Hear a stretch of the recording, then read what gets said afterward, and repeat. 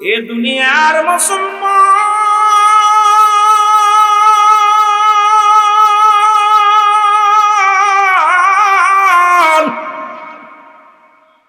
এই আলোচনা যদি করে রাতকে রাত চলে যাবে গো, আমি কারবালায় ঢুকতে পারবো না। এ মুসলমান, কারবালা 10ই মুহররম। মুসলমান শুনে নাও, পৃথিবীর ইতিহাসে বড় করুণ কান্না। দুইটা কারবালা থেকে, একটা ইসলাম হুসাইন ইসলাম, একটা হলো ইয়াজিদ ইসলাম।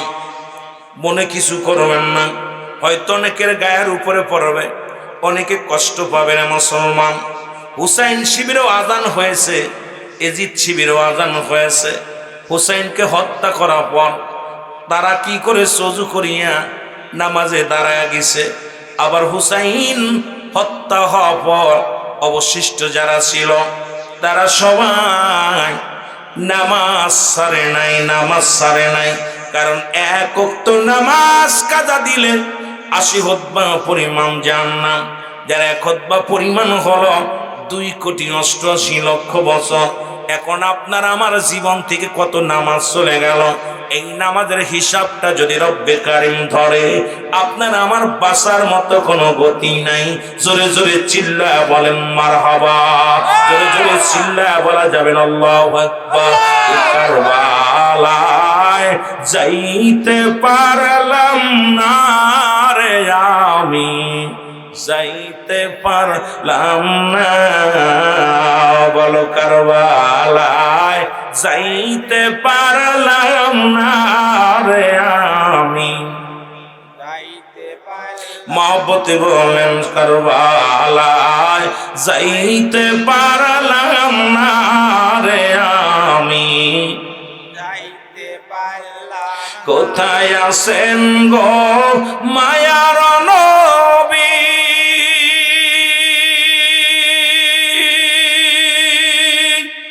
হুসাইনকে বলো যে বাসি। কোথায় আছেন গো মায়ার নবী, হাসান হুসেনকে বলো যে বাসি। ওগো তাদের প্রেমে পাগল আমি, তাদের প্রেমে পাগল আমি। লৌরে মোদি নাই গো আমায়, লও গো কারবালায়, কারবালায় যাইতে পারলাম না রে আমি। মহব্বতে জোরে জোরে বলেন কারবালায় যাইতে পারলাম না রে আমি। অনেক যুবক ভাইরা আছেন, মন চাষে যুবকদের ওয়াজ করতে, কিন্তু আমাকে বারবার আসার পর কয়েকটা মুরব্বী দাবি করছে, বাজান একটা দাবি, একটু কারবালার ওয়াজ করবা। এখন এদেরকে অনুরোধ রাখতে যে আমার দরকার ছিল একটা যুবকদের কয়েকটা ঘটনা বলা, যুবকগুলোকে ফিরাইতে হবে। আর রাহুল আমিন সিদ্দিকী বাস্তববাদী বক্তা, কারণ মানুষের চেহারা দেখে ওয়াজ করে। তবুও সময় দিব যদি পারি, সংক্ষেপে মূল ইতিহাসগুলো বলা পর আমি যদি সময় পাই আপনাদেরকে ঠগাইব না। তবে এর ভিতরে ইনশাল্লাহ আসবে প্রেম, চোখের পানি ছাড়বেন। আল্লাহর কাছে সবচেয়ে প্রিয় দামি হলো চোখের পানি, হাসি নয়, চোখের পানি। জোরে বলেন না মারহাবা, আরো জোরে বলেন মারহাবা। মহব্বতের সঙ্গে দুরূদ শরীফ পড়েন আল্লাহুম্মা। চার ব্যবস্থা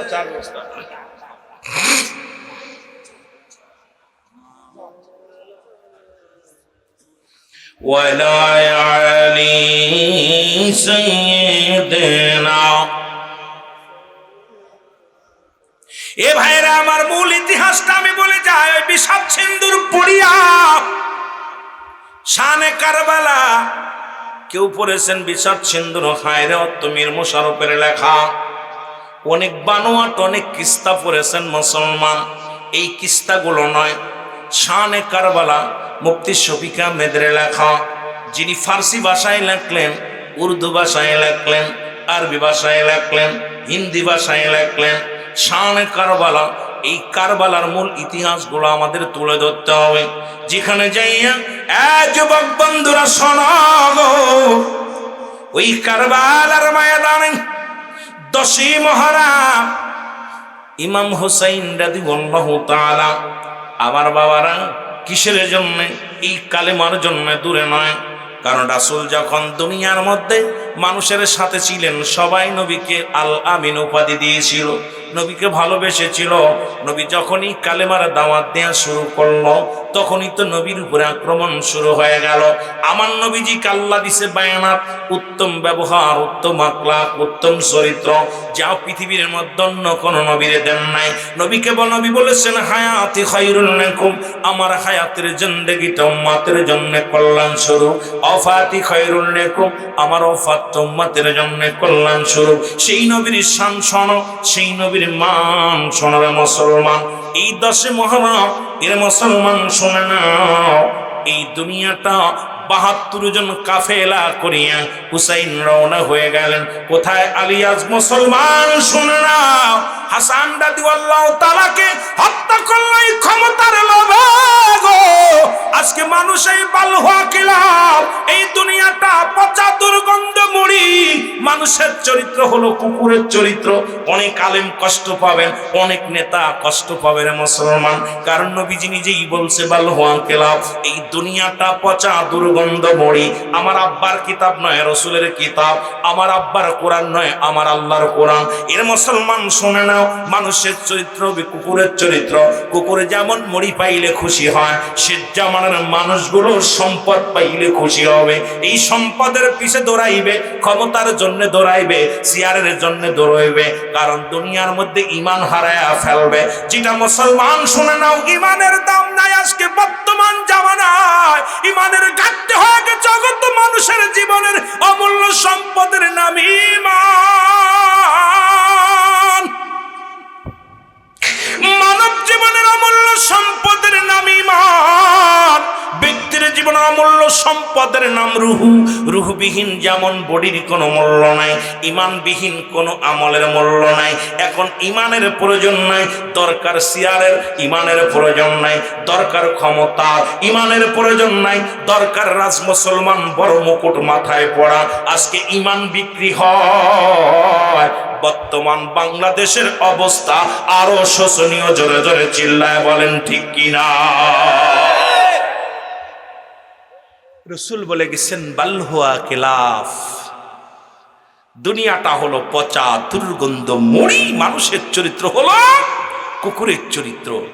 এই কুকুর যেমন মুড়ি পাইলে খুশি হয়, সে জামানার মানুষ সম্পদের জন্য, গদির জন্য, ক্ষমতার জন্য, চেয়ারের জন্য এগুলো ছুটাছুটি করবে। কারণ আল্লাহর পথে এত সময় দিবে না, কিন্তু ক্ষমতার জন্য এই মানুষগুলো এত পরিমাণ ছুটবে, এত পরিমাণ পাগল হয়ে যাবে। তারা এগুলো আমার রাসূল পাক সাল্লাল্লাহু আলাইহি সাল্লামের কাছে সাহাবীরা গেলেন, দুজন সাহাবী। জনক সাহাবী বলে, ইয়া রাসূলুল্লাহ, ইয়া হাবিবাল্লাহ, নবী গো, আসতেছিলাম, দেখলাম পাখির গায়ে লেখা আছে লা ইলাহা ইল্লাল্লাহু মুহাম্মাদুর রাসূলুল্লাহ সাল্লাল্লাহু আলাইহি ওয়াসাল্লাম। নবীজি নীরব থাকলেন। সাহাবীরা বলে হুজুর। নবীজি বলে নীরব রইলেন। আবার বলেন নীরব রইলেন। নবীজি বলে বাকি অংশ বলো, বাকিটা বলো। বলছে হুজুর, কালেমা লেখা আছে কিন্তু গু খাচ্ছে। কি খাচ্ছে? ময়লা। এই কি খাচ্ছে জোরে বলেন? গায়ে লেখা আছে কি? কালেমা। এই যুবকরা ভালো করে শুনিস, তোরা আগামী দিনের ভবিষ্যৎ। তোরা শুধু আমার নয়, অল পৃথিবীর, অল বাংলাদেশের ভবিষ্যৎ। যুবকরাই পারে সমাজ থেকে আবর্জনা ছুঁড়ে ফেলতে, যুবকরাই পারে আবর্জনা টেনে আনতে। জোরে বলেন ঠিক কিনা? রাসূল বললেন তার বাকি অংশ বলো। হুজুর, গায়ে লেখা আছে কালেমা, এরা ময়লা খাচ্ছে ঠুকায় ঠুকায়। নবীজি বলা পর সাহাবীরা চিন্তা, ঠিক সেই জামানা চলে আসছে। টুপি দাড়ি পাগড়ি মাথায় দিয়া যা শুরু করেছে আমরা বর্তমান, এইটা মানুষ কখনো ইসলাম মেনে নিতে পারে না। জোরে বলেন ঠিক কিনা? লিবাসদারি আলেম শাস্তি, লিবাসদারি পোশাকদারি আলেম। জোরে বলেন ঠিক কিনা? আমার ভাইয়েরা, আমার বন্ধুরা, আমার গভীর মনোযোগ। যেই যে মুসলমান পিছনের অত অনেক ইতিহাস, ছোট্টবেলার ইতিহাস বলতে গেলে অনেক সময় লাগবে, সময় দিতে পারবো না। যেহেতু ঘন্টা একটা পার করে ফেলেছি, আপনাদেরকে নিয়ে আলোচনার মধ্যে ঢুকতে হবে। হুসাইন রাদিয়াল্লাহু তাআলা যখন কাফেলা নিয়ে রওনা হয়ে গেলেন, মুহররমের 1 তারিখে রওনা দিলেন। 10 তারিখে যে তাবু গাড়লেন, 7 তারিখে তাবু গাড়লেন। এই তাবুটা গাড়লেন, ও মুসলমান শুনে নাও, কারবালা প্রান্তরে যাইয়া এমন একটা জায়গা, তাবু যখন গাড়লেন মুহররমের 8 তারিখ হয়ে গেল, 9 তারিখ হয়ে গেল। এই 9 তারিখে হুসাইন রাদিয়াল্লাহু তাআলা উনি কি করলেন, তাবুর ভিতর থেকে বাইর হইয়া কুরআনুল কারীম তেলাওয়াত করেন। আগের যুগে দেখেছি আমার বাপ দাদারা ফজরের নামাজটা পড়ে কোরআন তেলাওয়াত করত, এখন তার কোরআন তেলাওয়াত হয় না।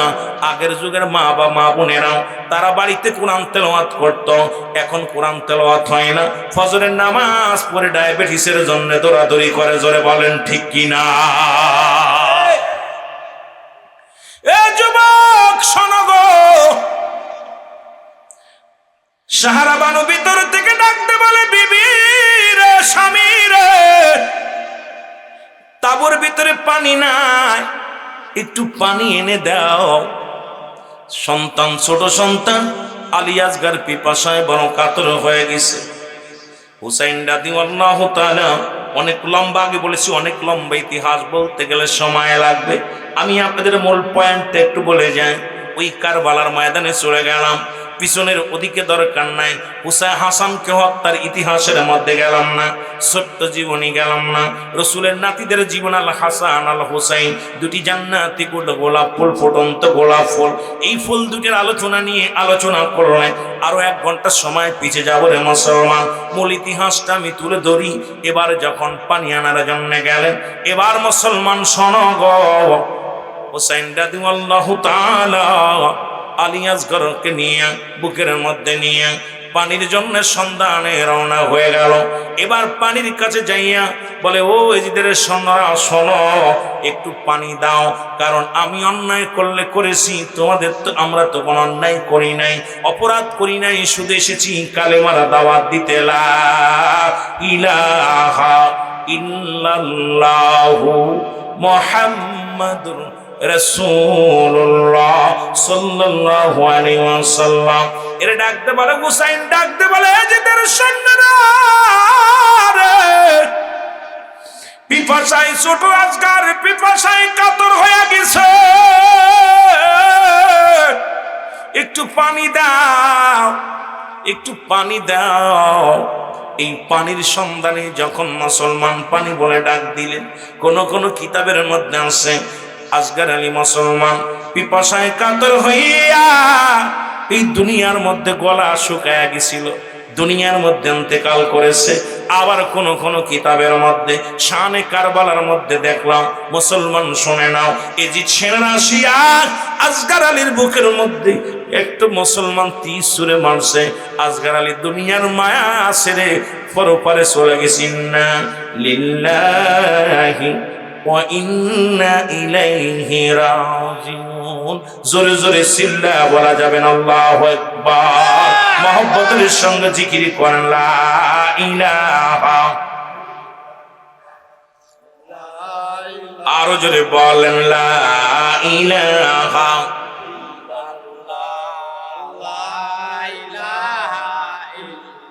আওয়াজ নাই জিকিরে, লা ইলাহা।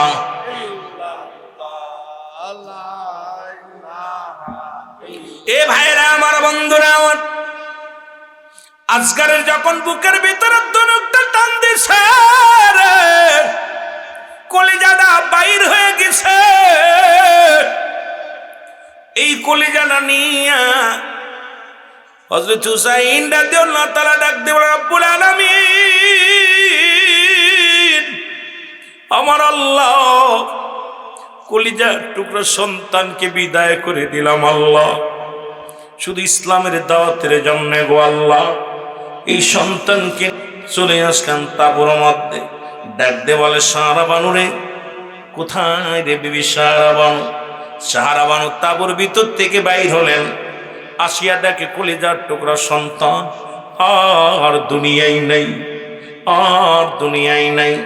এই মুসলমান এত জোরে একটা চিৎকার মারছে রে, চিৎকার দিয়া ডাক দে বলে, রব্বে কারিম গো, কলিজার টুকরা সন্তানকে তুমি নিয়ে গেলা, কোনো দুঃখ নাই, দুঃখ নাই, তবু যেন আমার রাসূলের ইসলামটা যেন কলঙ্ক না হয়, সত্য ইসলাম যেন কলঙ্ক না হয় রে আল্লাহ। এমন জোরে চিৎকার মারলেন, চিৎকারটা শুনিয়া আলী আকবর ভিতর থেকে বাইরে আসলেন। আলী আকবর বলে, মা গো কান্দো কেন মা? হযরত হুসাইন রাদিয়াল্লাহু তাআলার বড় সন্তান আলী আকবর। আলী আকবর ডাকতে বলে, মা তুমি কেন কাঁদছো গো মা? বলে, বাবারে কেন কাঁদছি? দেখ তাকাইয়া তোর ভাই আলী আসগর আর দুনিয়ার মধ্যে নেই। বাইরের লাশ বাইরের কাঁধে কত যে বাড়ি। এই দুনিয়ার মধ্যে আপন বাইরের লাশ যারা কাঁধে নিছে,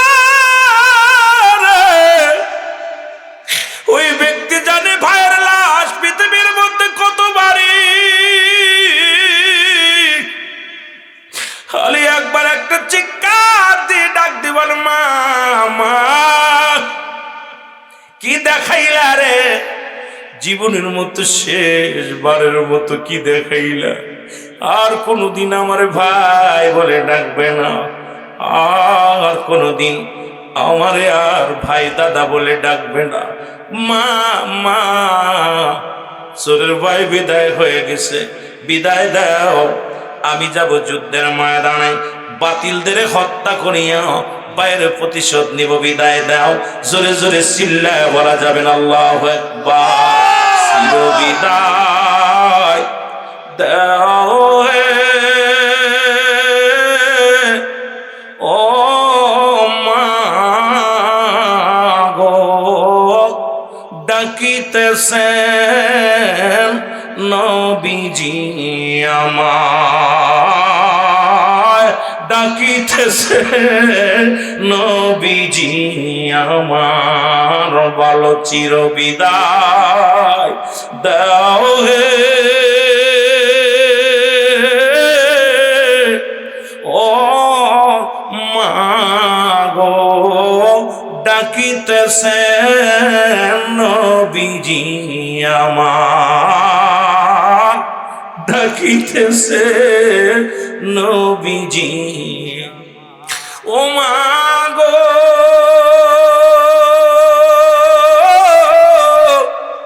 হারাইলাম জরারি ভাই,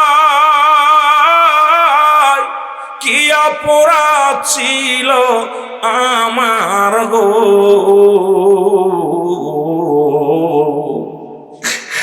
ভাইয়ের সঙ্গে পাথর হইয়া যায় ও মা গো, ডাকিতেছেন নবীজি আমার। বল ডাকিতেছেন হাবিব আমার। চির বিদায় দাও হে মা গো, ডাকিতেছেন নবীজি আমার। বল ডাকিতেছেন আলী আকবর ডাকতে বলে, জনম দুঃখিনী মা, ও জনম দুঃখিনী মা গো, বিদায় দাও বিদায় দাও।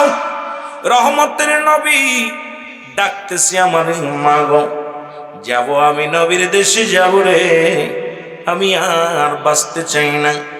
মা কাছ থেকে বিদায় নিয়ে হযরত আলী আকবর রওনা দিয়ে গেলেন। অনেকগুলো সৈন্যকে কতল করলেন, চির বিদায় করিয়া দিলেন। পিপাসায় ফিরে আসলেন, বাড়ি এসে ডাকতে বলেন, মা একটু পানি দাও, পিপাসায় বড় কাতর হয়ে গেছি, পিপাসার পানি। মা ডাকতে বলে, বাবা আলী আকবরের পানি যদি দিতে পারতাম তোমার ভাই আলী আকবরকে বিদায় করা লাগতো না। আজকে পানির অভাবে দুনিয়ার মাসের তোমার ভাই চলে গেছে গো। এই পিপাসার পানি দিতে পারি নাই। আলী আকবর মায়ের পায়ে কদম বসে করে মার পায়ে সালাম দিয়া রওনা হয়ে গেলেন চির বিদায় নিয়ে। বলে, চির বিদায় দাও হে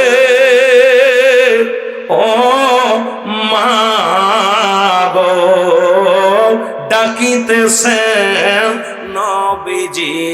আমার বলো ডাকিতেছে,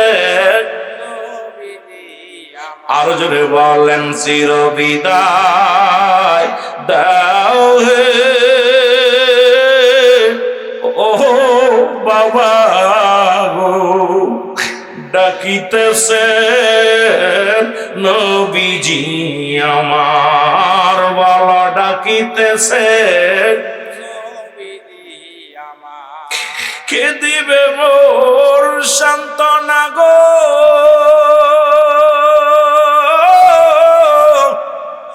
আপন ভাই নাই ই ধরায় তো, ভাইয়ের সঙ্গে কান্দি নিরালায় ও মা গো, ডাকিতেছেন নবীজি আমার বলো ডাকিতেছেন নবীজি আমার ভাইরা, আমার বন্ধুরা, আমার আলী আকবর যুদ্ধের ময়দানে চলে গেছে গো, অনেকগুলো সৈন্যকে কতল করে দুনিয়া থেকে চিরবিদায় হয়ে গেল। ইন্না লিল্লাহি ওয়া ইন্না ইলাইহি রাজিউন। ওরে আলী আকবর বিদায় হয়ে গেল। হুসাইন ডাকতে বলে, আর কার জন্য থাকবো রে, আমার নানা দুনিয়ার মধ্যে নাই, মা নাই, বাবা নাই, জোরের ভাই দুনিয়া থেকে বিদায় হয়ে গেছে, কলিজার টুকরা সন্তানগুলো বিদায় হয়ে গেল, আমি আর কার আশায় থাকবো, আমি যাব যুদ্ধের ময়দানে। হুসাইন ডাকতে বলে, যাই না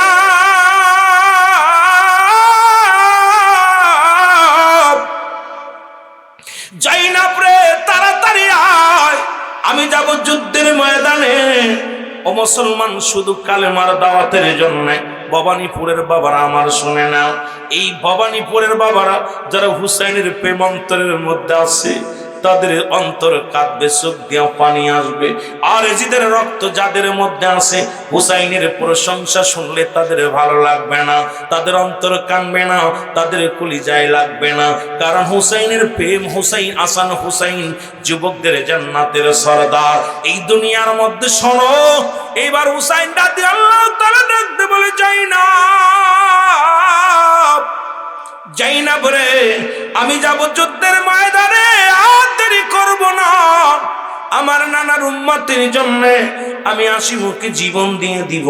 হুসাইন রাদিয়াল্লাহু তাআলা ডাকতে বলে, যায় না, আমার সকিনারে আমার লাশের পাশে আসতে দিবি না, কারণ আমাকে হত্যা করে ক্ষত বিক্ষত করে ফেলবে, কারণ এর আগে আমির হামজা, আমার নবীর চাচা, এরে আমার আমির হামজা, মুসলমান শুনে নাও, শুনে নাও, তাকে হত্যা করেছিল, হত্যা করে তার কলিজাটা পর্যন্ত ফাড়িয়া, কলিজাটা পর্যন্ত চাবিয়ে খেয়েছিল হিন্তা, মুসলমান আবুল আবের বিবি ওয়াসি। এই হাবুজা মুসলমান আমির রমজানকে হত্যা করে তার জিহ্বা কেটে ফেলেছিল, নাক কেটে ফেলেছিল, কান কেটে ফেলেছিল, ঠোঁট কেটে ফেলেছিল, হাত পা কেটে ফেলেছিল, এত যন্ত্রণা দিয়েছিল। মুসলমান শুনে নাও, আমির হামজাকে এই লাশখানা দেখে নবী যেমন সহ্য করতে পারে না, আমি হুসাইন যাব যুদ্ধের ময়দানে, বাতিলের আমার সঙ্গে দুর্ব্যবহার করবে, আমাকে মেরে ক্ষত বিক্ষত করে ফেলবে।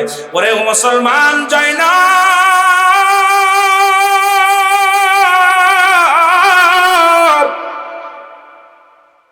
এক নাম্বার দাবি করি, আমার সকিনারে আমার লাশের পাশে আসতে দিবি না।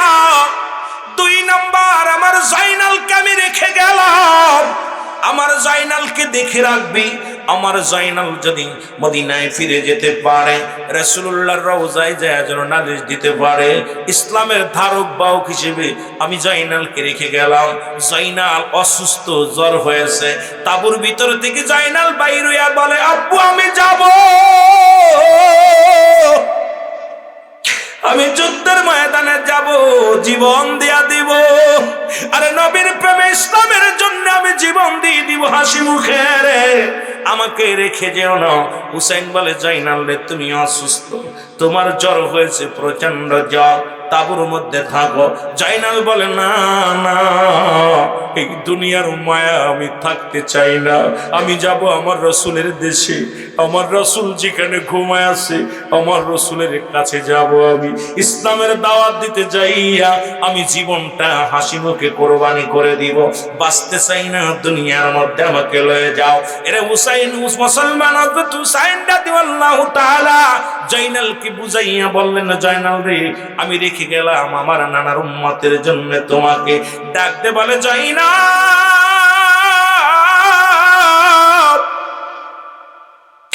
আমার নানার পাগড়ি মোবারক নিয়ে আসো গো। হযরত রাসূল আকরাম সাল্লাল্লাহু আলাইহি ওয়াসাল্লামের পাগড়ি মোবারক আনা হলো, হুসাইনের হাতের মধ্যে পাগড়ি মোবারক দিল। এই পাগড়িটা নিয়া মাথার মধ্যে মুড়াইয়া ডাকতে বলে, নানাজি, তোমার পাগড়ি মাথার মধ্যে লাগাইলাম, জীবনের ভয়ে যেন ময়দান ছেড়ে না পালাই গো নানাজি। নানা গো, তোমার পাগড়ি আমি হুসাইন মাথার মধ্যে লাগাইলাম, জীবন যেন দিয়া দিতে পারি ইসলামের জন্য, কালেমার জন্য, হাসি মুখে যেন জীবন দিয়ে দিতে পারি। নানা গো, যুদ্ধের ময়দান থেকে যেন পালায়ন না করি। জোরে বলা যাবে না আল্লাহু আকবার। হুসাইন ডাকতে বলে, যাই না,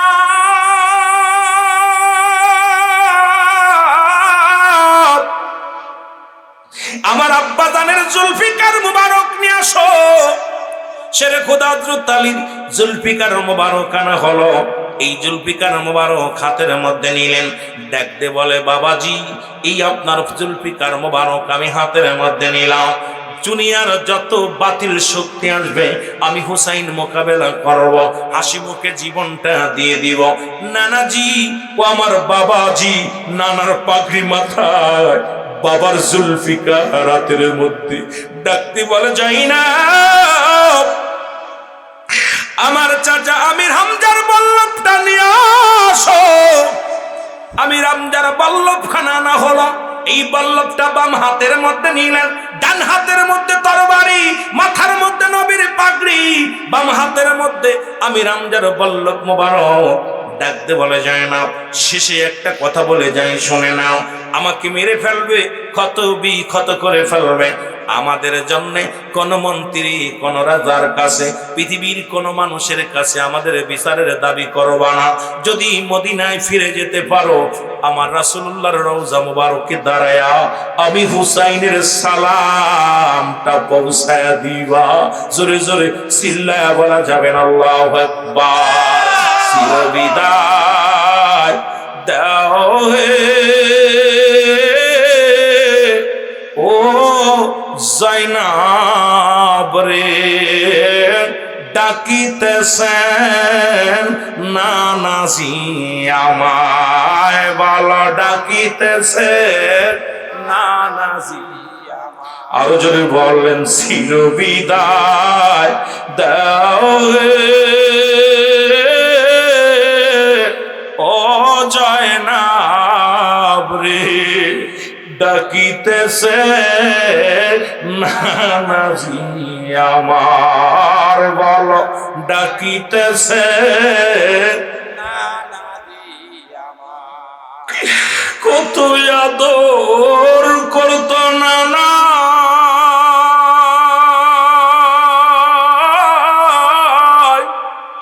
কতদিন দেখি না তোমায়, আসিতেছি নানা তোমার কাছে,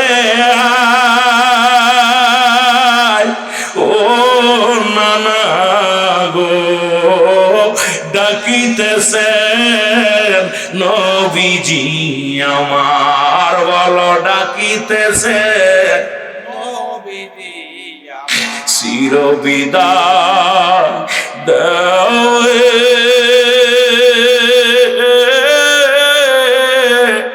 ও জয়নাব রে, ডাকিতেছে নানাজি আমার, বলো ডাকিতেছে নানাজি আমার, নাই কেহ মোর জোরের সাথী,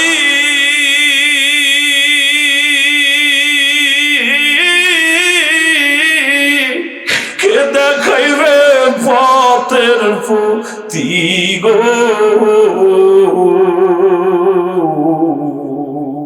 নবীজি নাই এখন ধরা ও যাইনাব রে ডাকিতেছে নানাজি আমার বল ডাকিতেছে নানাজি চির বিদায় দাও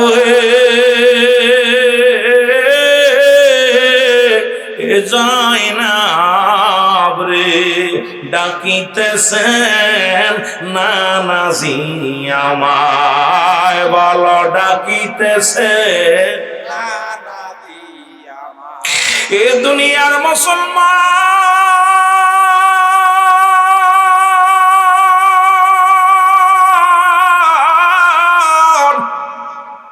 রসুলের পাগড়ি মারুক মাথার মধ্যে দিয়া রে পাগড়ি মাথার মধ্যে দিয়া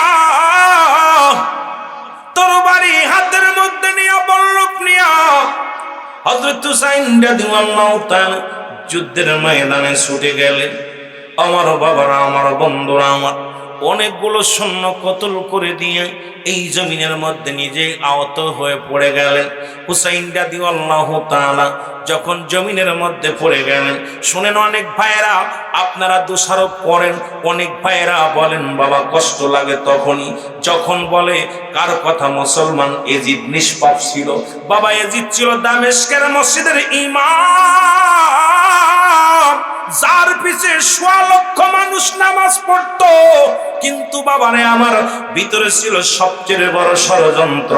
কারণ আল্লাহ কয় তৎকালীন জামানার মধ্যে মুনাফিক ছিল, এখনো মাসাল্লাহ কমিনান নাস, মানুষের মধ্যে মায়া করো, তারা বলবে আমান্না, তার ঈমান আনছে বিল্লাহি, আল্লাহর প্রতি অবিলেও বিল আখিরাতের প্রতি বিশ্বাস স্থাপন করছে। অমাহুম বিমুমিনিন। এরে মুসলমান দেলের কান্ডা লাগে শোনো, এরে মুসলমান, এরে যারা আজকে মুসলমান, যারা আজকে জিতকে নিষ্পাপ বলো গো, আমি তোমাদের করজোরে দাবি করব সবচেয়ে মাস্টার মাইন্ডের সবচেয়ে বড় বিপদগামী লোক ছিল এজিদ, যিনি রাসূলকে সহ্য করতে পারেন নাই। তাদের লিবাসের মধ্যে ছিল ইসলাম, দাড়ির মধ্যে ছিল ইসলাম, টুপির মধ্যে ছিল ইসলাম। আজকে যারা এজিদকে রহমাতুল্লাহ বলো, ভুলে যেও না, ভুলে যেও না, হুসাইনের প্রেম সেরো না, হুসাইনের প্রেম সেরো না। এজিদ কখনো নবীর প্রেমিক ছিল না, কখনো ইসলামের পক্ষে ছিল না, ইসলামের লিবাসের মধ্যে ছিল, কিন্তু নবীর বারদাই, নবীর ভালোবাসা বুকে ধারণ করতে পারে নাই। জোরে জোরে চিল্লায় বলা যাবে না আল্লাহু আকবার।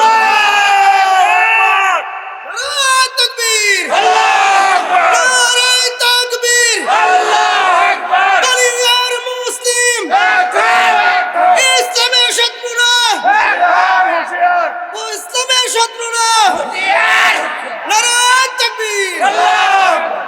ইসলামটাকে ষড়যন্ত্রের জন্য ক্ষমতার লোভে সবকিছু করছে তারা। খুব খেয়াল, আমি আলোচনা করলে অনেকের গায়ে লাগবে, এই জন্য বলতে পারি না। অনেক ভাইয়েরা না বুঝা অনেকে ভুল করে, এই ভুলের মাসুল দিতে হবে। কথা বুঝেননি? এজিদকে যারা রহমাতুল্লাহ বলে তাদের ঈমান একেবারে গেছে গা। জোরে বলেন ঠিক কিনা?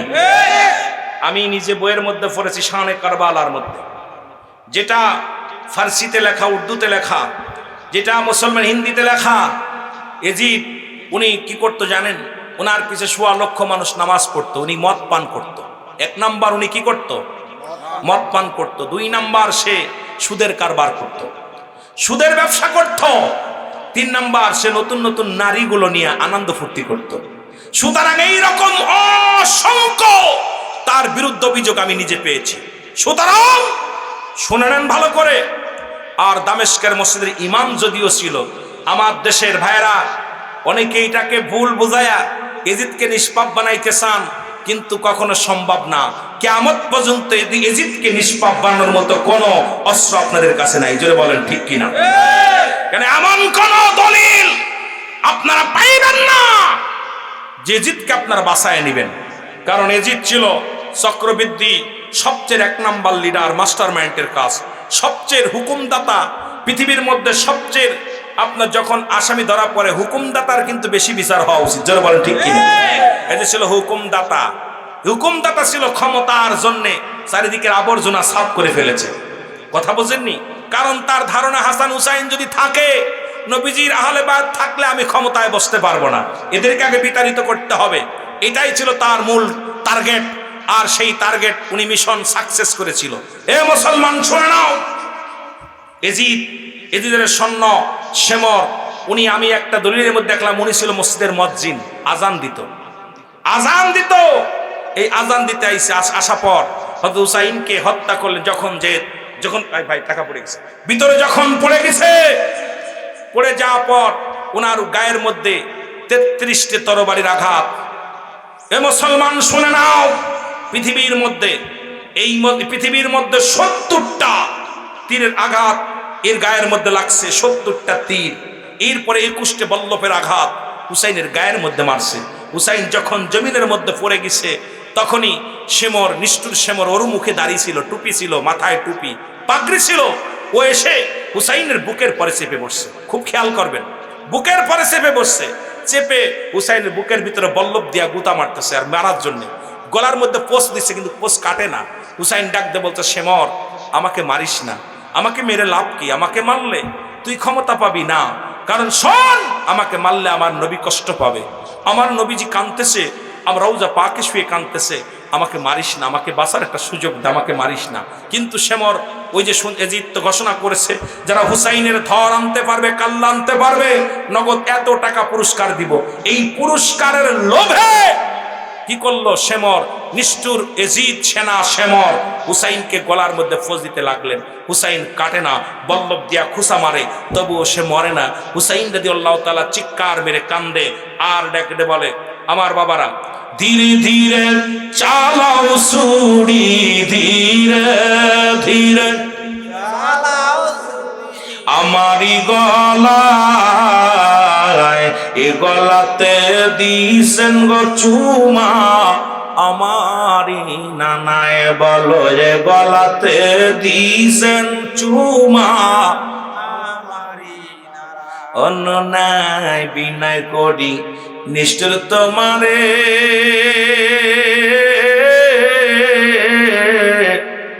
জৈনাল আবেদিনের কান্না শুনতে দেও মরে, ধীরে ধীরে চালাও ছুরি, ধীরে ধীরে আমারি গলায়, এ গলাতে দিছেন গো চুমা, আমারি নানা। উনি কোনো নাই বিনয় করলেন, কিন্তু কোনো কাজ হলো না। ও যত হুসাইন ডাক দিয়ে বলে, শেমর, আমি তোমাকে চিনতে পেরেছি, আমার নানা জানবো আমাকে বলেছিল, ওই মদিনার কালো কুকুর,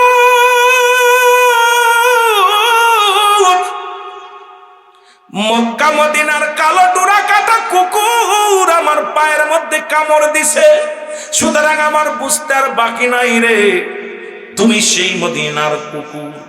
মুসলমান, তুমি সেই কালো ডোরা কাটা কুকুর, যেহেতু আমার কান্না তোমার কানে লাগবে না, আমার এই কষ্ট তোমার হৃদয়ে লাগবে না, এই কষ্ট তুমি অনুভব করতে পারবে না। আজকে যারা মানুষ হত্যা করে, আপনি একটা মানুষকে হত্যা করে ওর বাড়িতে যাবেন, ওর বিবির আহাজারি দেখবেন। আজকে যারা রাতের অন্ধকারে ক্রাং করে যারা মারে ফেলতেছে মানুষদেরকে, এরা যুবক মব সৃষ্টি করে যারা মানুষকে হত্যা করতেছেন, একবার যাক খবর নেবেন, ওই ভবানীপুর যায়া ওই তার বিবির কান্না, তার বিবির বুক ফাটা কান্না, তার মায়ের বুক ফাটা কান্না, তার ছেলের বুক ফাটা কান্না, তার মেয়ের বুক ফাটা কান্না, গ্রামবাসী ভাইয়ের কান্না, মায়ের কান্না, বাবার কান্না। আপনি তো একটা মুখ বন্ধ করলেন, হাজার হাজার কলিজার মধ্যে আঘাত লাগাইলেন। মনে রাখবেন রে মুসলমান, তোমারও একদিন মরণের পেয়ালা পান করা লাগবে। তোমার ওই রকম মুখ সৃষ্টি করে তোমাকেও মুসলমান এরকম মারা হবে। আল্লাহ রাব্বুল আলামিন এই দুনিয়ার মধ্যে বিচার কিন্তু নগদ নগদ করে দিবে, হয়তো দুদিন পরে, 2 দিন আগে। রে মুসলমান শুনে নাও, এজিদকে, এজিদের দোসর ইজিদের দোসর সেমর লোভে পড়িয়া বুকের মধ্যে আঘাত করতে লাগলেন। হুসাইন ডাকতে বলে, সেমর আর সহ্য করতে পারি না, আর আমারে কষ্ট দিস না,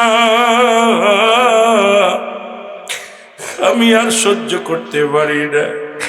ওদিন হুসাইন ডাকতে বলেছি, ইয়া মুহাম্মাদান, ইয়া মুহাম্মাদান, নানাজি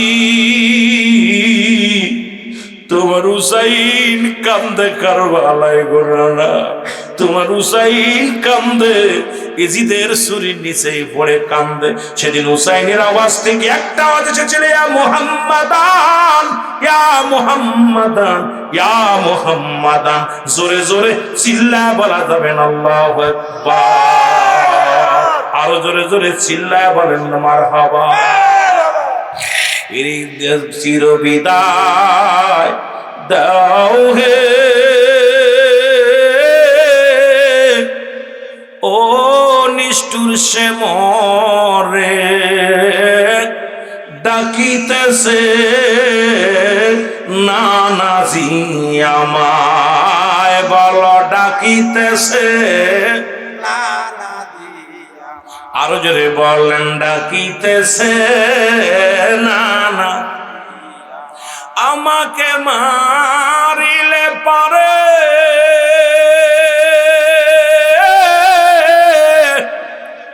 কষ্ট পাইবে নূর নবীজি রে, আরো কষ্ট পাবে জনম দুঃখী মা,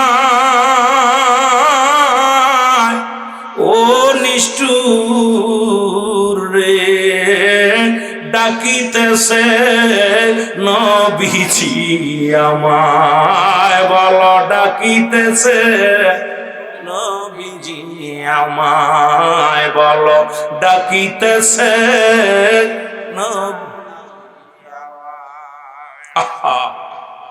হুসাইন রাদিয়াল্লাহু তাআলা অনেক করুণায় বিনয় করলেন, কিন্তু ওই যে মায়ার, ওদের দিলে তো কোনো মায়া নাই। দেখছেন না, মুক্তিপণ দাবি করে বিদেশ থেকে অনেক বিদেশি ভাইদেরকে তারা কিভাবে নির্যাতন করতেছে। এরপরে বাবা মা বাড়ির জমি জমা বিক্রি করে পাঠাইতেছে, তারপরও তাদেরকে মেরে ফেলতেছে।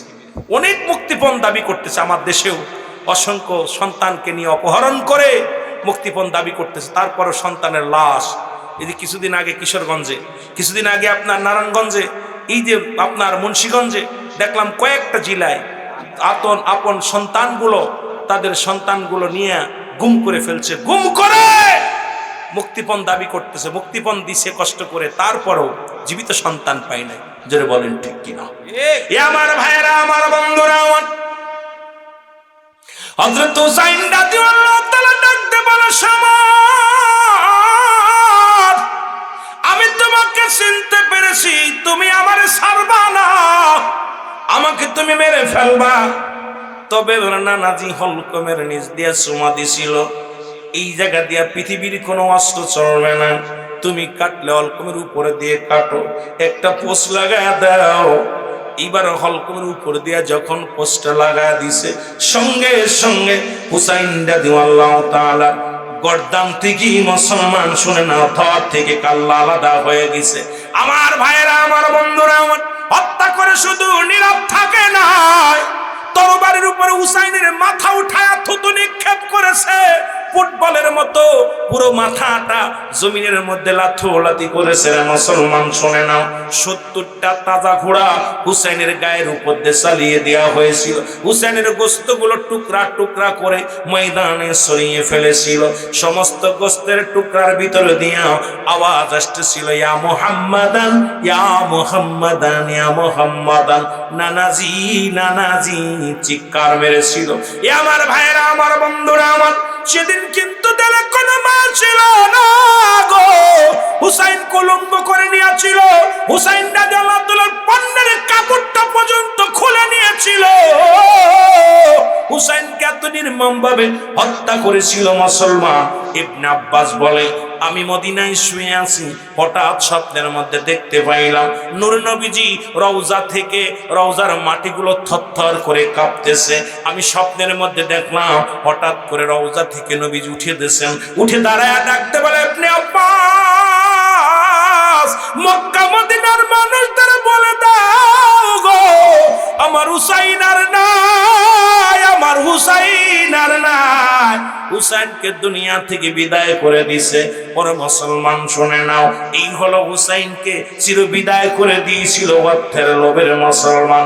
আজকে আমার সমাজের মধ্যে পৃথিবীর মধ্যে যা দেখতেছি, এই ক্ষমতার জন্য মানুষ মানুষকে হত্যা করতে দ্বিধাদ্বন্দ্ব বন্ধ করতেছে না। কারণ দরকার ক্ষমতার, দরকার রাষ্ট্র পরিচালনা, দরকার মুসলমান এমপি হওয়ার, দরকার মন্ত্রী হওয়ার। আর থুতুমারি তোর এমপি মন্ত্রীদের মুখে, কারণ আগে হলো ইসলাম। মানুষের জানমালে যদি নিরাপত্তা না হয়, কিসের এমপি, কিসের মন্ত্রী, কিসের ব্যারিস্টারি, সব ছুঁড়ে ফেলো। আগে মানুষকে ভালোবাসো, দেশকে ভালোবাসো, দেশের মানুষকে বাঁচাও, এই সমাজকে বাঁচাও। জোরে জোরে চিল্লায় বলো ঠিক কিনা? কে কার জন্য কান্দে? এ আমার ভাইয়েরা, আমার বন্ধুরা, আমার হুসাইন রাদিয়াল্লাহু তাআলা শাহাদাতের পেয়ালা পান করল। মূল ইতিহাসটুকু বলে যায় সামান্য 2-3 মিনিটের মধ্যে। কিয়ামতের ময়দানে ওই আরশের পায়া ধরবে দুজন। একজনের আরশের এক পাশে থাকবে মা ফাতিমা, এক হাতে থাকবে বিষের পেয়ালা, আর এক হাতে থাকবে রক্ত মাখা জামা, আর আরেক পাশে থাকবে রাহমাতাল লিল আলামিন। নবী কানবে, ইয়া রব্বি হাবলি উম্মতি, আমার উম্মতের মাফ করে দাও। ফাতেমা কানবে, ও হে আমার আল্লাহ, যারা আমার সন্তানকে হত্যা করেছিল, যারা আমার সন্তানকে হত্যা করেছিল তাদের বিচার চায়। আমি দুঃখিনী মা, এই রক্ত মাখা জামা নিয়ে দাঁড়িয়ে আছি আল্লাহ। যারা আমার হুসাইনকে হত্যা করলো তাদের বিচার চায়। বিষের পিয়াল স্বামী হারা বিবি, এই দুনিয়ার মধ্যে কান্দি গো বাবা। এই আমার কান্নাকে দেখে রে আজকে কান্দি। আমার এক হাতে রয়েছে বিষের পেয়ালা, এক হাতে আছে রক্ত মাখা জামা। আমার সন্তানকে যারা হত্যা করলো বাবা গো, আমি ফাতেমা তাদের বিচার চাই। আমার সন্তানকে যারা বিষপান করাইলো বাবা গো, আমি তাদের বিচার চাই। আমার নবীজি বলে, ফাতেমা তুমি যদি আমার উম্মতের বিচার দাবি করো, আমার উম্মত জাহান্নামে চলে যাবে। ও ফাতেমা, তুমি আমার উম্মতের বিচার দাবি করো না। আমার উম্মতের জন্য আমি নবী জীবনে পেটটি ভরে খাইলাম না। আমি নবী দুনিয়ার বুকে গিয়েছি উম্মতের মায়া। ওলামা ইকরাম নবীজি নিজে বলছেন, হায়াতি খায়রুল লাকুম, আমার হায়াতের জিন্দেগিটা আমার উম্মতের জন্য কল্যাণ স্বরূপ। এই পৃথিবীর মধ্যে মুসলমান, আমার নবী বলে, আমি উম্মতের কারণে দুনিয়ায় আইলাম রে। উম্মতের সঙ্গে চলাফেরা করলাম, উম্মতের সঙ্গে কথাবার্তা বললাম, উম্মতের সঙ্গে ঘর সংসার করলাম। এই জন্য আমার উম্মতের জীবনটা বড় ধন্য। আবার আমি দুনিয়া থেকে বিদায় হয়ে গেলাম। ওফাতি খায়রুল লাকুম, আমার ওফাতটাও আমার উম্মতের জন্য কল্যাণ স্বরূপ। ওমামায়াতি খায়রুল লাকুম, নবী কো আমার উম্মতিরা রে, এই দুনিয়ার মধ্যে আমি নবী দুনিয়া থেকে বিদায় হলাম আমার উম্মতের জন্য। পৃথিবীর মধ্যে যদি কোন উম্মত ভালো কর্ম করে, আল্লাহ দরবারে আমি নবী প্রশংসা করি।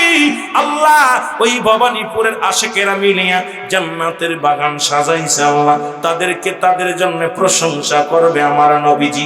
আবার যদি কোন উম্মত গুনাহের কাজ করে, আমার নবী বলেন সঙ্গে সঙ্গে আমি আল্লাহর দরবারে ইস্তেগফার করি, আল্লাহ ওই ভবানীপুরের জমিনে রবিউল ইসলাম নান্নুমি অন্যায় করেছে, আল্লাহ তুমি তারে মাফ করে দাও। অন্যায় করে ছেলে মাফ চায় বাবায়, অন্যায় করে চেয়ারম্যান, অন্যায় করে গ্রামের ছেলে মাফ চায় চেয়ারম্যান মেম্বার যাইয়া। এমন নবীর উম্মত হইলাম, ভুল করি আমি ক্ষমা চাই আমার নবী। এই নবীর পক্ষে থাকার দরকার আছে কিনা? আছে? আরো জোরে বলেন, আছে কিনা?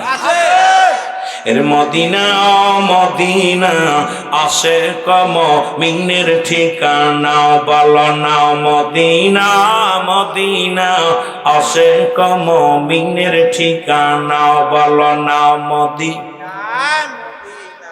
আশিক মুমিনের ঠিকানা আয় হায় দিদার চেয়ে কাঁদো তোমরা দিদার চেয়ে কাঁদো তোমরা হও না নবীর দিওয়ানা মদিনা জোরে জোরে বলেন আশিক মুমিনের ঠিকানা বলো না মদিনা মদিনা আশিক নবীর প্রিয় সাহাবী হযরত আবু বকর সিদ্দিকী বলো নবীর প্রিয় সাহাবী আবু বকর সিদ্দিকী ওরে ভালোবেসে শুইল পাশে ভালোবেসে যাই আসে তাই দেখো না মদিনা মদিনা আশিক মুমিনের ঠিকানা বলো না মদিনা আই গাই দিদার চেয়ে কাঁদো তোমরা দিদার চেয়ে কাঁদো তোমরা হও না নবীর দিওয়ানা মদিনা আশিক মুমিনের ঠিকানা বলো না মদিনা মদিনা আশিক কালো হাবশি বেলাল ভালোবাসলো ওই নবীকে ও বলো কালো হাবশি বেলাল ভালোবাসলো ওই নবীকে ও ওরে ইসলামের পথ মোহাম্মদ জিন ইসলামের পথ বানাইলেন রব্বানা মদিনা মদিনা আশিক মুমিনের ঠিকানা বলো না মদিনা এ দুনিয়ার মুসলমান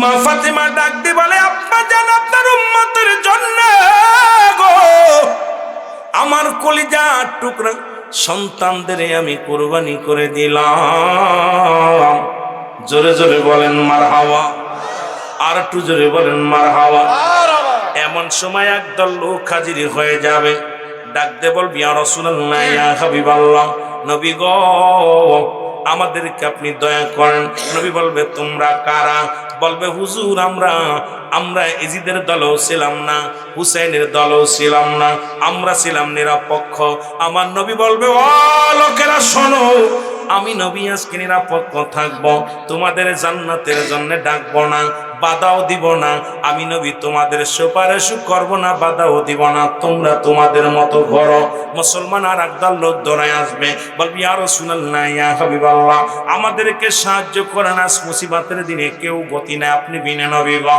নবী বলবে তোমরা কারা বলবি ইয়া রাসূলুল্লাহ ইয়া হাবিবাল্লাহ আমরা এজিদের কিনা গোলাম ছিলাম কিন্তু হুসাইনের গায়ে একটা তীর মারি নাই হুসাইনের গায়ের একটা বল্লভ মারি নাই ইয়া রাসূলুল্লাহ ইয়া হাবিবাল্লাহ আমরা অর্থের কাছে বিক্রি হয়ে গেছিলাম আমার নবী বলে হুসাইনের জন্য আজকে আমি নবী রে ওই কারবালার করুণ কাহিনী কারবালার কান্না আমি নবী সইতে পারি না আমি নবী বুকের ভিতরে আমার হুসাইনের কান্না লাগে রে সুতরাং ওদিন যদি আমার হুসাইনের পক্ষে থাকতে এজিদের এভাবে আক্রমণ করতে পারতো না আমার হুসাইন যেদিন কেটেছিল ইয়া মুহাম্মাদ নানাজি বলে চিৎকার মেরেছিল আমি সেদিন সহ্য করতে পারি নাই আমি নবী আজকে তোমাদের পক্ষে নাই এমন সময় আর একদল লোক দৌড়ে আসবে বলে ইয়া রাসূলুল্লাহ ইয়া হাবিবাল্লাহ আমাদেরকে একটু দয়া করেন নবী বলবে তোমরা কারা বলবে হুজুর আমরা এজিদের দলও ছিলাম না এজিদের দল হুসাইনের দলও ছিলাম না আমরা কারবালাও দেখি নাই হুসাইনকেও দেখি নাই এজিদকেও দেখি নাই তবে উলামায়ে কেরাম যখন কারবালার শানে আলোচনা করত চোখের পানি ধরে রাখতে পারি নাই ওই করুণ কাহিনী যখন শুনতাম হুসাইনের মরার কাহিনী হাসানের মরার কাহিনী যখন আমরা আলেমদের মুখে শুনেছি আমাদের চোখের পানি ধরে রাখতে পারি নাই অন্তরে কেঁদেছি ইয়া রাসূলুল্লাহ ইয়া হাবিবাল্লাহ আমার নবী ডাক দিয়ে বললেন উম্মতিরা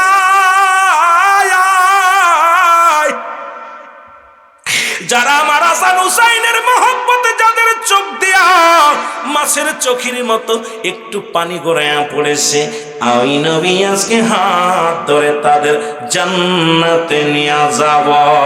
জোরে জোরে চিল্লায় বলা যাবে না মারহাবা।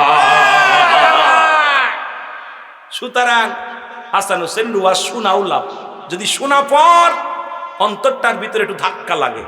রাসূলুল্লাহ বলছে ওয়াদা করলাম হাসান হুসাইন আমার, আমি নবী হাসান হুসাইন। যারা হাসান হুসাইনকে ভালোবেসে যাদের মহব্বতে চক্ষু দিয়া পানি ছাড়বে, আমি তাদের কেউ জান্নাত নিব। জোরে বলেন না মারহাবা। আর একটু জোরে বলেন মারহাবা।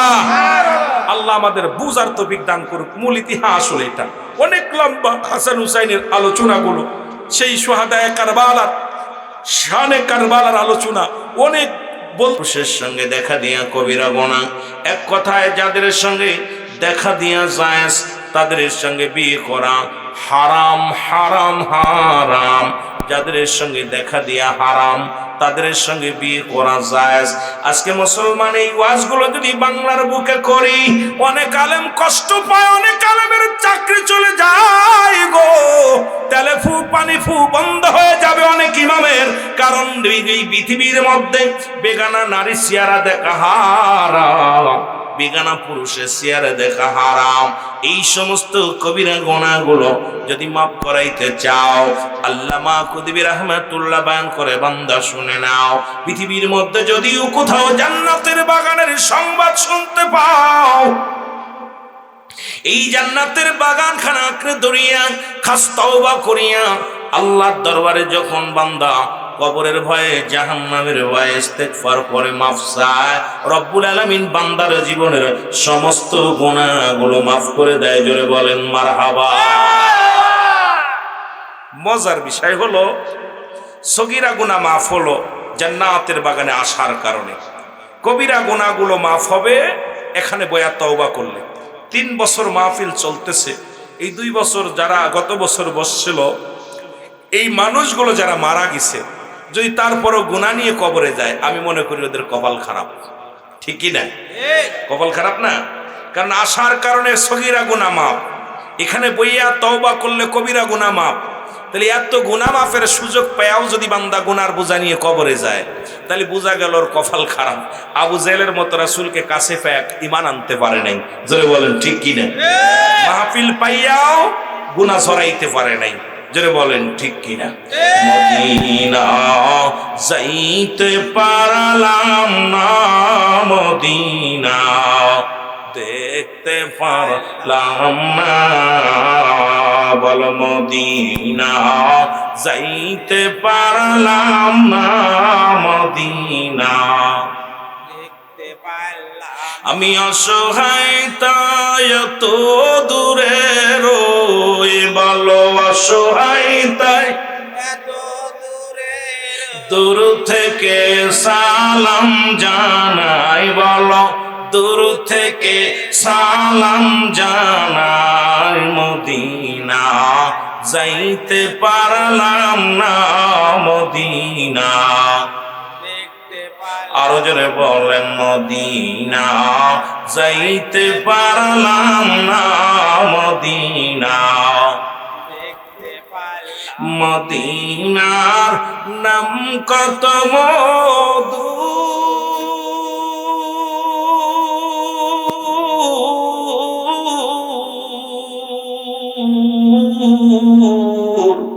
মদিনা আর যে কত দূর,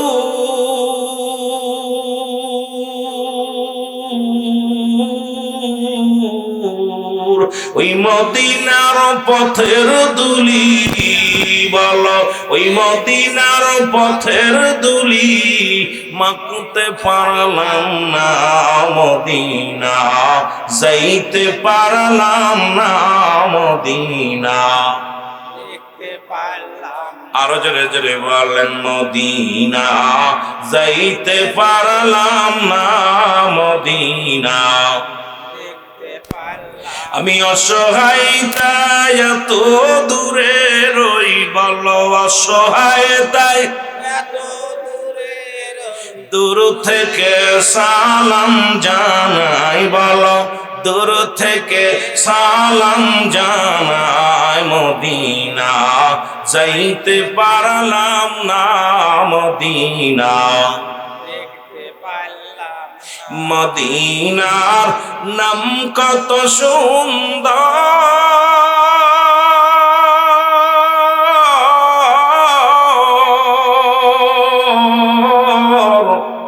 মদিনা কেরসে অন্ত,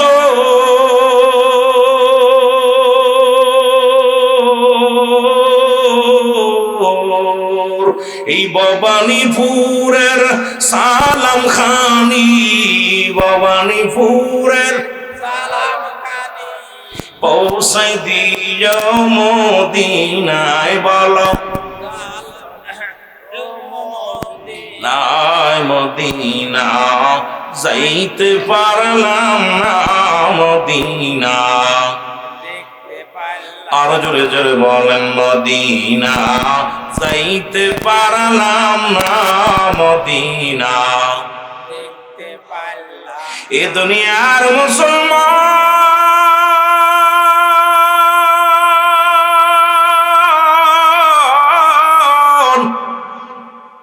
কিয়ামত পর্যন্ত আর কোন নবী আইব না গো, কিয়ামত পর্যন্ত তওবার দরজা খোলা, ঠিক কিনা? কিয়ামত পর্যন্ত তওবার দরজা খোলা। সুতরাং মানুষের মৃত্যু হয় দুইটা টাইমে, একটা হলো রাতের বেলা, একটা হলো দিনের বেলা। আজকে গোরস্থানবাসীদের জন্য আজকে মাহফিল খানা গো। আরে যে দেশে গেলে মানুষের হিসাব হয়, যে দেশে গেলে মানুষের বিচার হয়, যে দেশে গেলে মানুষ আর কোনোদিন ফিরে আসে না, সেই দেশের নাম হলো কবর গোরস্থান। এই জায়গা আপনাকে আমাকে চলে যেতে হবে, থাকার জায়গা নয়। যে কথাগুলো বলে দিলেন কান্ডা লাগা শোনো, এই পৃথিবীর মায়া ছেড়ে চলে যেতে হবে, থাকার জায়গা না। মানুষের দুইটা টাইমে মরণ হয়, একটা হলো রাতের বেলা, একটা হলো দিনের বেলা। দিন শুরু করলাম, মৃত্যুবরণ করি নাই, রাত শুরু করেছি এখনো মৃত্যুবরণ করি নাই। আগামীকাল সকাল সকাল আমাদের সূর্যোদয় হবে, এমন কোনো ব্যক্তি কোনো গ্যারান্টি দেওয়া যাবে না। কারণ পরবর্তী সময় আপনার আমার জন্য কি নিয়ামত বয়ে আনতেছে আপনি নিজেও জানেন না, জোরে বলেন ঠিক কিনা? আগামীকাল সকাল পর্যন্ত কে কে বাঁচবেন একটু হাত তুলে দেখান। কেউ আসেনি? সকালে ফজরের নামাজ পড়তে পারবেন বেঁচে থেকে? কেউ বলতে পারি না, জোরে বলেন পারি। কারণ যে কোনো মুহূর্তে আমি দুনিয়া থেকে চলে যেতে পারি গো। এই দুনিয়ার মধ্যে আসার একটা সিরিয়াল আছে রে, যার কোনো সিরিয়াল নাই। দেখা যায় বাবার কাঁধে সন্তানের লাশ, সন্তানের কাঁধে বাবার লাশ। এ মুসলমান দাদার কাঁধে নাতির লাশ, নাতির কাঁধে দাদার লাশ। আজকে যারা কবরবাসীরে কবরে শোয়া দিলেন রে মুসলমান, আজকে কার কার বাবা দুনিয়ার মধ্যে নাই? একটু হাত দুখানা তুইলা দেখান কার কার আব্বা মানা। আরে অনেকেরই আব্বা মা চলে গেছে। আল্লাহু আকবার বলো। বাবা মা যাদের দুনিয়ার মধ্যে নাই, নবীজি বললেন সাহাবীরা রে, তোমরা কেউ কে কবুল আজের সব পাইতে চাও?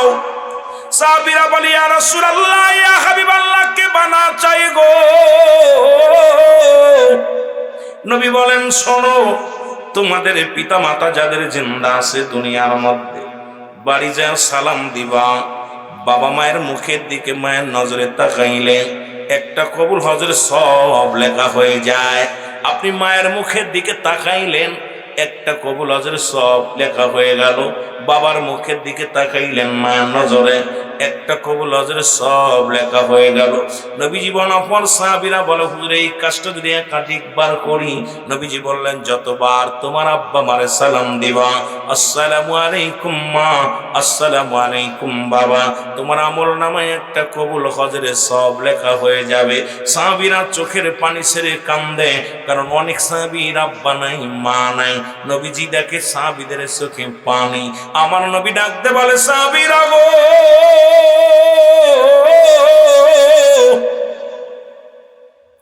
তোমাদের চোখে কেন পানি বলে নবী গো? এই দুনিয়ার মধ্যে আমাদের বাবা নয়, আমাদের মা দুনিয়ার মধ্যে নাই রে।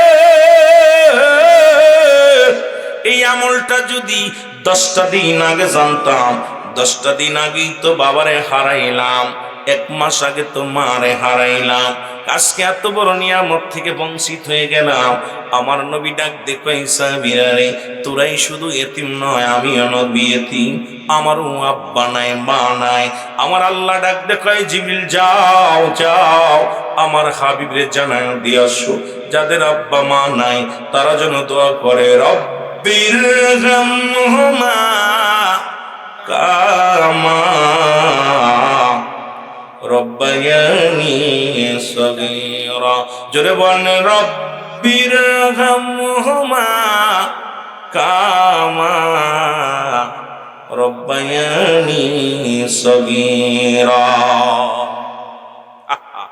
রাসূল দোয়া শিখিয়ে দিয়েছেন সাহাবীদেরকে।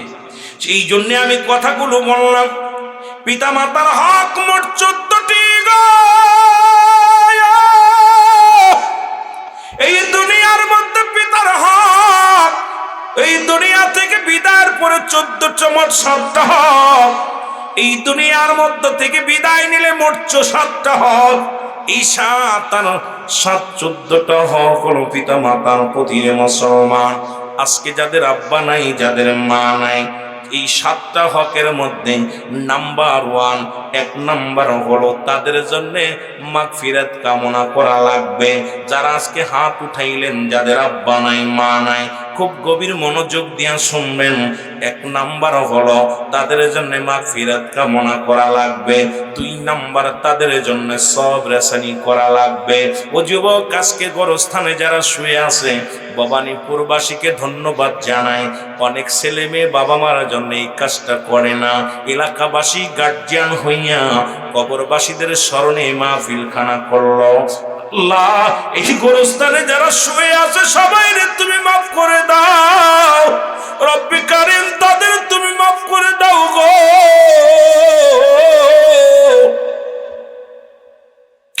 যে কথাগুলো বলে দিলেন কান্ডা লাগা শোনো। 2 নাম্বার তাদের জন্য সবর আসারি করতে হবে। 3 নাম্বার পিতা মাতার পরিজিনা পরিশোধ করা লাগবে। আব্বা মা যাদের দুনিয়া থেকে বিদায় হয়ে গেল, তাদের দিনা দায় পরিশোধ করা লাগবে।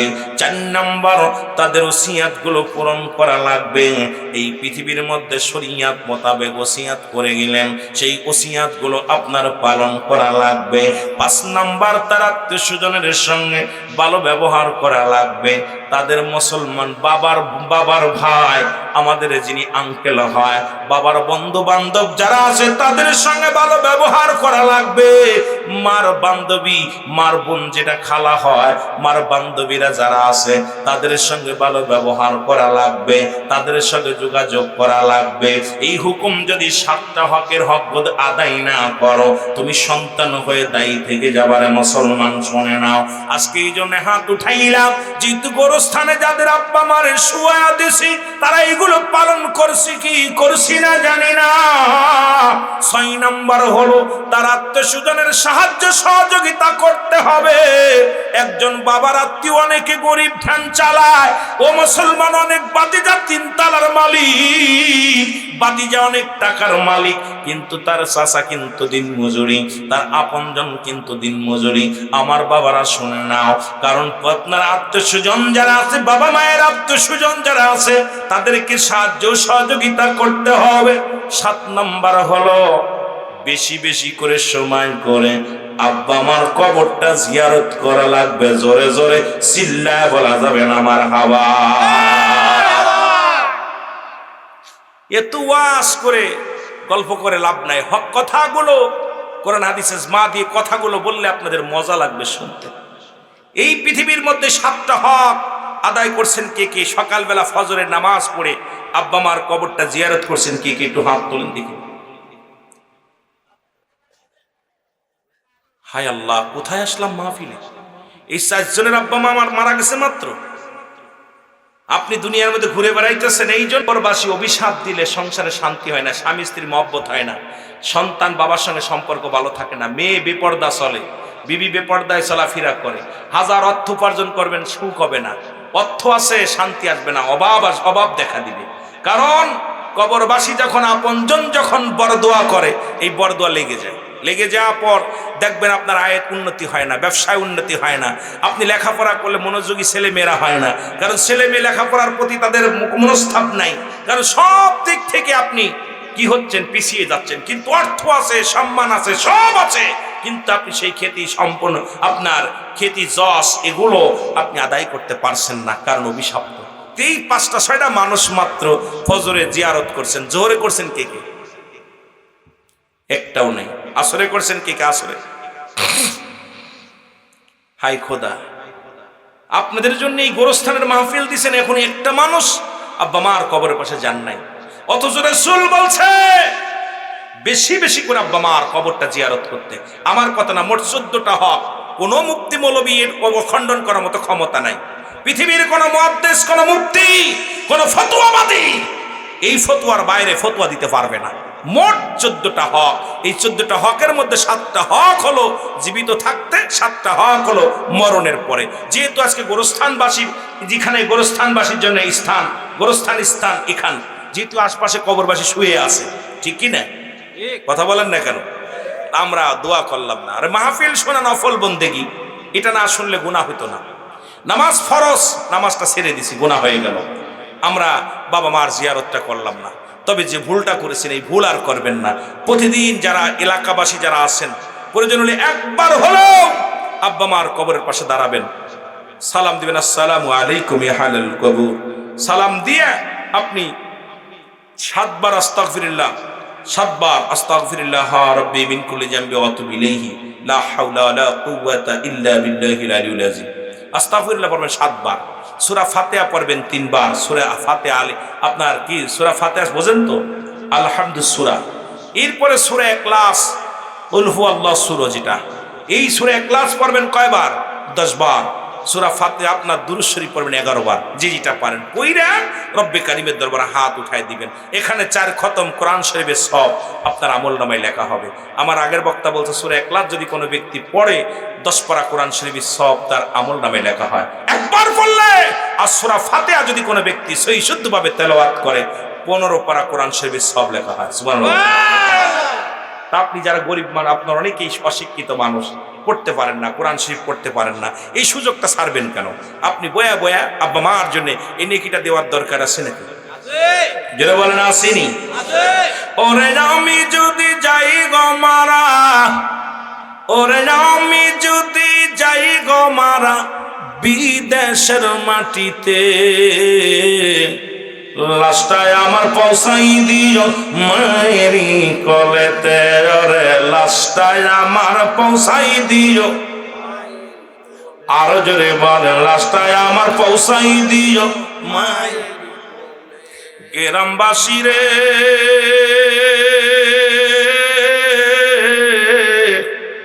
একটা দাবি তোমাদের কাছে,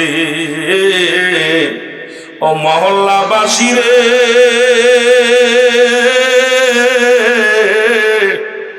একটা দাবি তোমাদের কাছে, জন্মের পরে যে কোলেতে রাখছে আমার মা,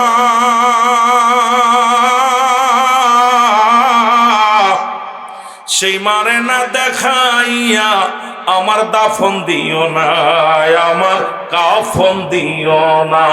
আমার মায়ের মুখটি দেখলে পারে, আমার মায়ের মুখটি দেখলে পারে শান্তি পাবো কবরে, লাশটায় আমার পৌঁছাই দিও মায়েরি কলেতে, ভালো লাশটায় আমার পৌঁছাই দিও।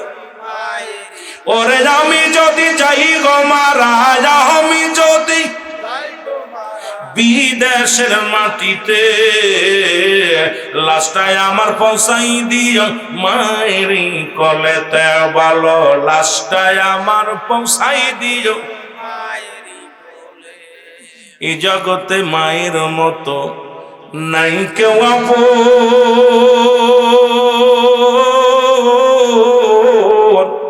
এই জগতে বাবার মতো নাই কেউ আপন। সেই বাবা মার না দেখায়া তোরা দিসিনা রে দাফন, আমার দিসিনা রে দাফন। আমি মায়ের মুখটি দেখলে পারে, আমার বাবার মুখটি দেখলে পারে শান্তি পাবো কবরে। লাশটায় আমার পৌঁছাই দিও মায়েরই কলেতে, বলো লাশটায় আমার দিও মায়েরই কোলে। আহা,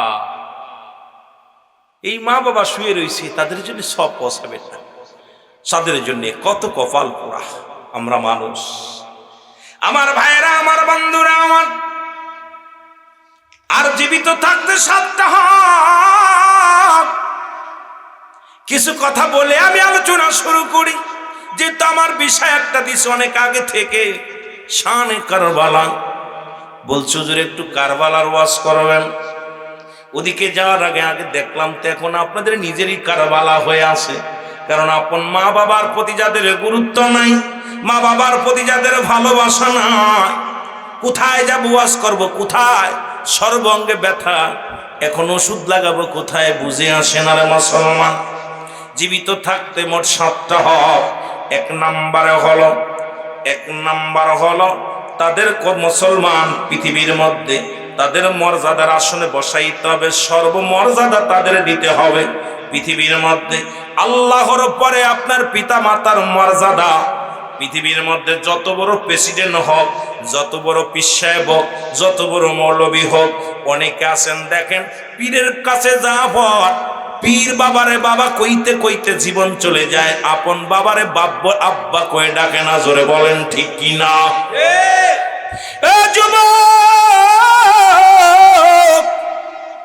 দিলের কান্ডা লাগা শুনবা, পৃথিবীর মধ্যে এক নাম্বার মর্যাদার আসন, পৃথিবীর মধ্যে সবচাইতে মর্যাদা দিতে হবে আপনার আমার আব্বাকে। 2 নাম্বার হলো, এটাকে বিশ্লেষণ করে যদি ওয়াজ করি 4 ঘন্টা লাগবে। আমি অল্প সময়ের মধ্যে অনেক ওয়াজ করে যাব।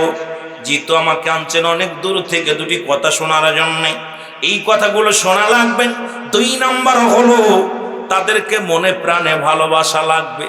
এই মন থেকে লিপসন ভালোবাসা বাসলে হবে না, পৃথিবীর মধ্যে এমন ভালোবাসবেন। এখন দেখা যায় বউ বড় না মা বড়, কিসের বউ কিসের ছেলে কিসের মেয়ে।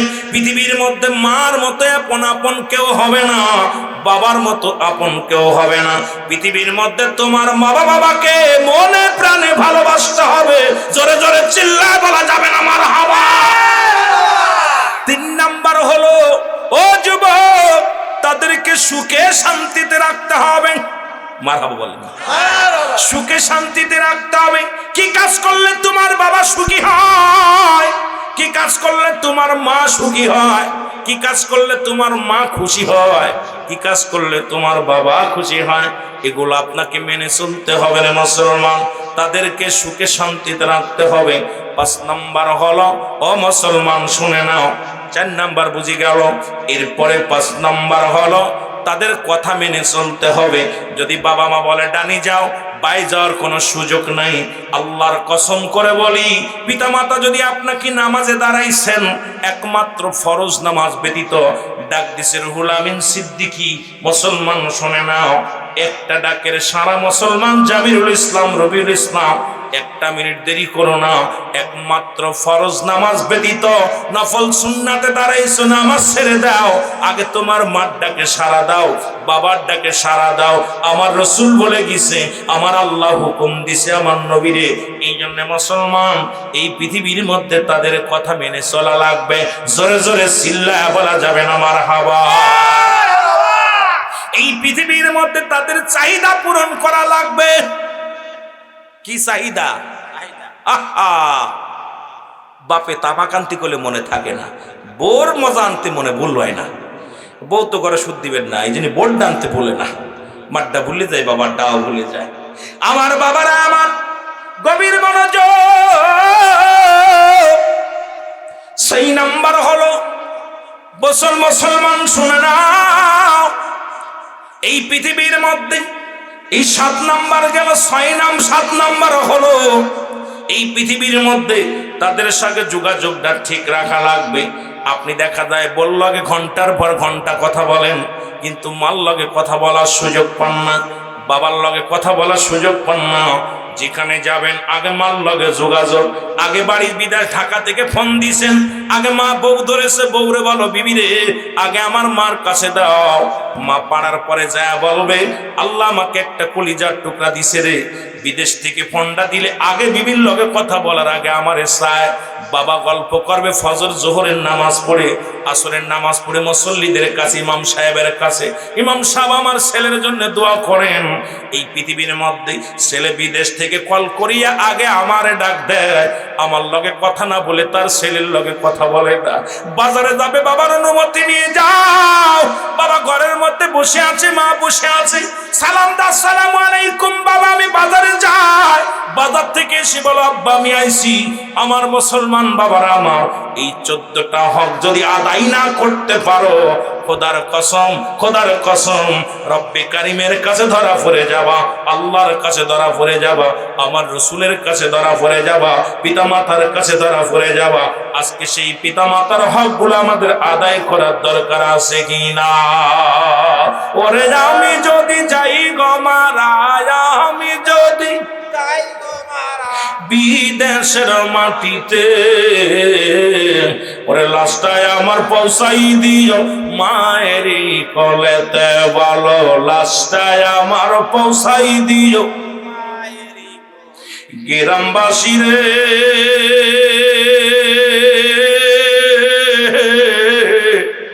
একটা দাবি তোমাদের কাছে, ও আমার মহল্লাবাসী রে, একটা দাবি তোমাদের কাছে। খালা বলো ফুফু বলো মায়ের মতো নয়,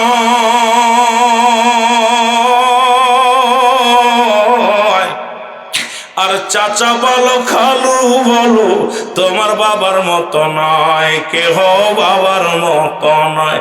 বাবা মা থাকবে যেদিন এই ধরাতে, বাবা মা থাকবে যতদিন এই ধরাতে, কানবে সন্তানের আশায়, হস্ত তুলে করবে দোয়া ক্ষমা করো আল্লাহ, হায় রে হস্ত তুলে করবে দোয়া ক্ষমা করো আল্লাহ। ওরে আমি যদি যাই গো মারা, আমি যদি যাই গো মারা বিদেশের মাটিতে, লাশটায় আমার পৌঁছাই দিও মায়েরই কলেতে, বলো লাশটায় আমার পুরা দিও মায়েরি লেতে। আল্লাহুম্মা সাল্লি আলা সাইয়্যিদিনা মাওলানা ওয়া আলা আলি সাইয়্যিদিনা